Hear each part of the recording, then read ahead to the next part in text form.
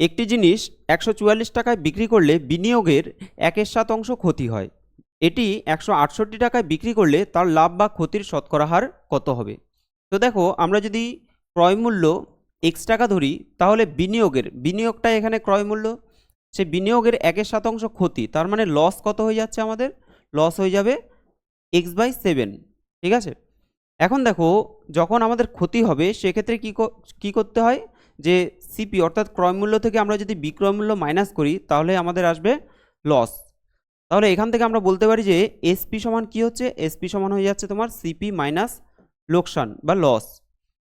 তো এখানে আমাদের সিপি কত আছে? এক্স আছে, এবং লস কত টাকা হচ্ছে? x/7 এটাই হয়ে যাচ্ছে এসপি।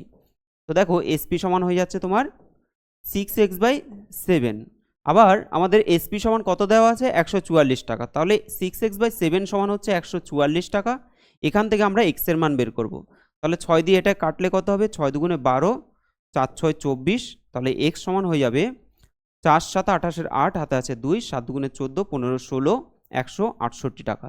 তো দেখো, এখানে আমাদের 168 টাকা এটা আসলো কি? ক্রয় মূল্য। আবার এখানে দেখো 168 টাকায় বিক্রি করলে বলেছে, অর্থাৎ 168 টাকা বিক্রয় মূল্য। তাহলে ক্রয় মূল্য এবং বিক্রয় মূল্য দুটোই যদি সমান হয়ে যায়, তাহলে আমাদের এক্ষেত্রে কিন্তু কোনো রকম প্রফিট বা লস থাকবে না। তাহলে কি হবে? অ্যান্সার হয়ে যাবে অপশান ডি, কোনটিই নয়।